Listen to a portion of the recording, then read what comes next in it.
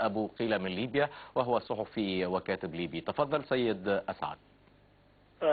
بسم الله الرحمن الرحيم. السلام عليكم. أسعد ندية أبو قيلة، صحفي وكاتب ليبي ومدون على شبكة الإنترنت. قبل البداية يا سيدي أريد أن أرد على ضيفك الذي قال حماية المدنيين. أسأله لماذا المجتمع الدولي لا يحمي المدنيين الفلسطينيين من العصابات الصهيونية، أيضا المجتمع الدولي.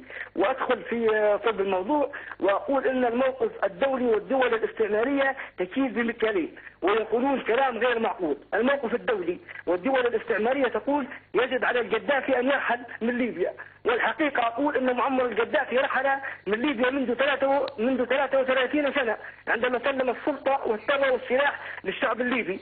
لكن من الحاكم الفعلي في ليبيا عفوا أليس هو وأبناء؟ هذا الكلام يردده العقيد القذافي. القوات المسلحة الليبية. نعم سيد رشيد يقول أنه يبقى القائد العام للقوات المسلحة. سيدي أنا صحفي وكاتب ليبيا، القذافي لا يملك شيء في ليبيا. القذافي سلم السلطة للشعب. القذافي عبارة عن مرشد وقائد، هذه حقيقة. هو يحكم ولا يملك، هو ليس ملكا. هو لا يملك ولا يحكم ولا يصدر الأوامر. الاثنين معا. عفوا سيدي، وتحدى جماعة المعارضة الليبية أن يأتوا لي بورقة وقع عليها معمر القذافي منذ 33 عام. لماذا يحرض على قتل الليبيين؟ أسألك لماذا يحرض على قتل الليبيين في التلفزيون وأمام العالم على شاشة التلفزيون؟ نعم سوف أجيبك يا سيدي. الذي يقتل الليبيين هو حلف الناتو، هو حلف الناتو الذي يرمي بالقنابل. القذافي لا يقتل. وماذا عن المرتزقة الذين يقتلون الليبيين والأنباء عن ذلك؟ نعم سوف أجيبك وأقول لك إن المرتزقة هم الذين يقودون في طائرات F-16 والرافال والبوارج الحربية. هؤلاء هم المرتزقة من حزب الناتو. عموما سوف أكمل يا سيدي. الموقف الدولي والدول الاستعمارية تقول ألف شهيد في مصراتة. من قتلهم؟ 1000 شهيد في مصراتة. من قتلهم؟ 1000 شهيد مدني في مصراتة. عفوا ينصح له المجال. نعم تفضل تابع. عفوا دعني أكمل. الموقف الدولي والدول الاستعمارية تقول أنها جملت أرصدة للقذافي، والحقيقة أقول لك أن معمر القذافي لا يملك منزل ولا سيارة ولا رقم حساب مصرفي داخل أو لكن في أمريكا يقال أن الأرصدة بالمليارات. لا السيد ماركو تحدث عن ذلك منذ قليل. لا نعم. يا سيدي سبق وأن أجرت معي قناة BBC مقابلة، وأنت تستطيع أن تدخل على محرك جوجل وتكتب معمر القذافي لا يملك منزل ولا سيارة ولا رقم حساب مصرفي بكلام أسعد أبو قيلة. وهذه حجة. تحقيق صحفي عملتها قبل الأحداث. القذافي لا يملك شيء. عموما لو تسمح لي أريد أن أضيف بسرعة لأنه عندنا تدخل ثاني لو سمحت. أريد أن أضيف يا سيدي نقطة أخيرة.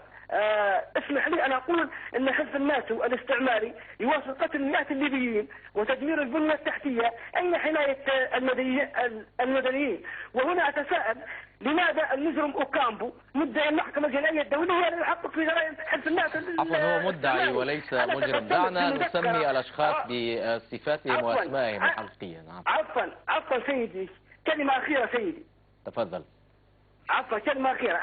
أنا تقدمت بمذكرة اعتقال للمحاكم الليبية والمحاكم الدولية. المذكرة تطالب باعتقال المجرم لويس أوكامبو مدعي المحكمة الجنائية الدولية الذي لا يريد أن يحقق في جرائم حزب الناتو. نعم وصلت هذه الفكرة. أنت تصر على وصفك. سيد أبو قيلة الكاتب والإعلامي الليبي، شكرا لك. نأخذ الآن اتصالا من الدوحة معنا الإعلامي والمعارض الليبي سيد محمود شمام.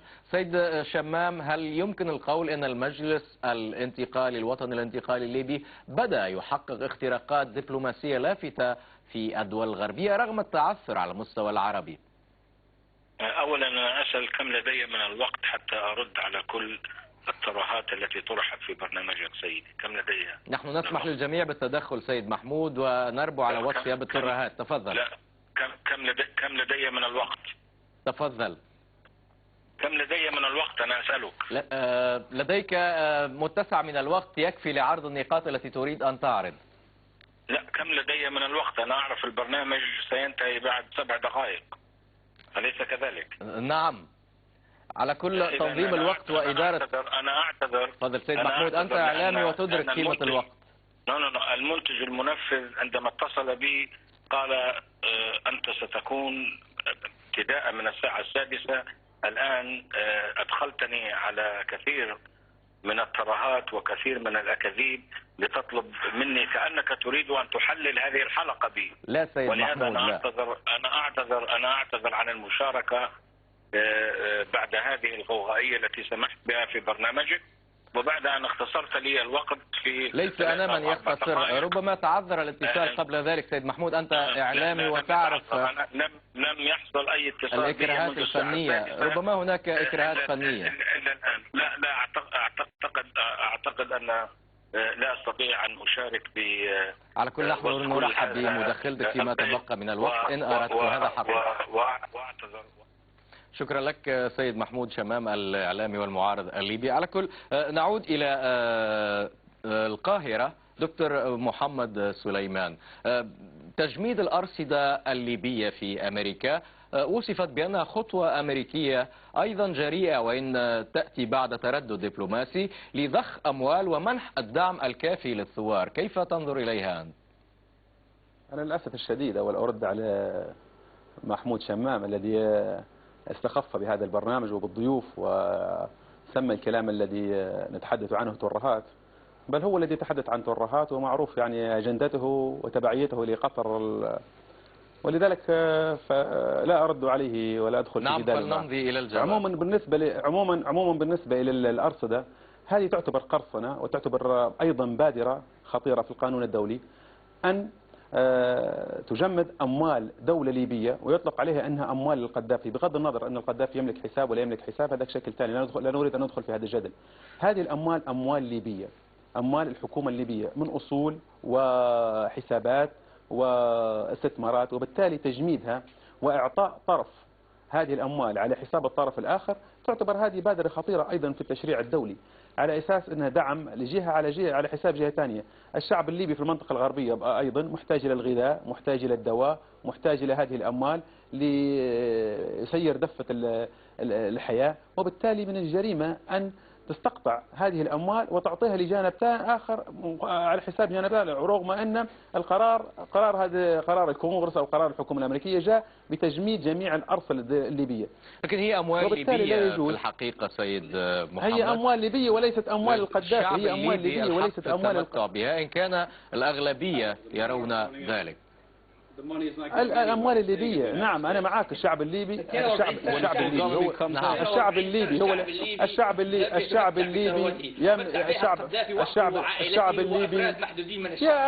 أخي هذا الكلام مردود عليه. هذا الإفلاس الإعلامي الذي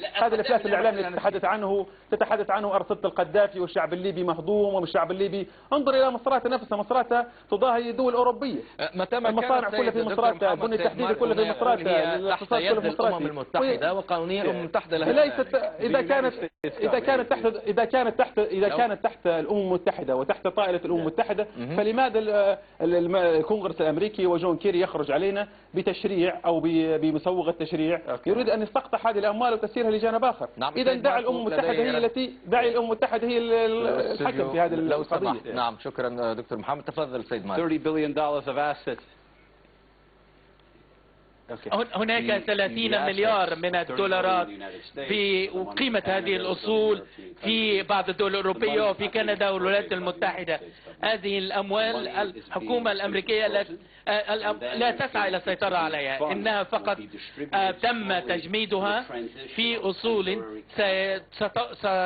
ستقدم إلى المجلس الانتقالي المؤقت. وعندما تأتي حكومة جديدة في ليبيا، فإن هذه الحكومة الجديدة ستحصل على هذه الأموال بشكل مباشر. هذه الأموال الخاصة بقذافي وأسرته إنها أموال مافيا. نحن نتحدث عن الشعب، يجب أن نميز ما بين الشعب الليبي والأموال القذافي، وهذا هو السبب الذي دفع الولايات المتحدة من أجل دعم هذا المجلس الانتقالي. وبمجرد أن تأتي حكومة جديدة، حكومة شرعية جديدة تأتي إلى النطاق العالمي، سيكون لها الحق في الحصول على هذه البلايين. أنا عندي أملاك في ليبيا، في بصرة، في طرابلس، انتزعت مني بدون أي حق ولم ترجع لي إلى حد الآن.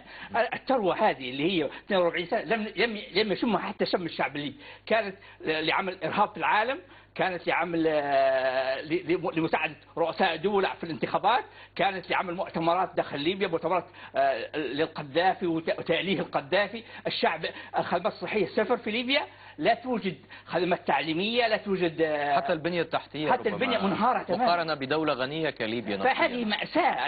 أنا شخصيا تأخذ أموال أرجع لليبيا وأقعد في بيت أقاربي، لا بيتي أخذ في ليبيا. يعني هم استولوا على كل شيء. يعني أصبحت ليبيا بالنسبة للقذافي وما فيها يعني عبارة عن عبيد ورقيق له فقط. الحقيقة الموضوع هذا ليس حكرا على ليبيا. إثر الثورة التونسية تحدثنا عن أموال في سويسرا، إثر الثورة المصرية أيضا. لعل موضوع ضخ الأموال لمساعدة الثوار والحكومات الانتقالية والمجالس الانتقالية للحكم موضوع أيضا يدخل في طائلة الدبلوماسية الدولية ودورها حينما يحتدم الصراع في الداخل. أستاذ عادل،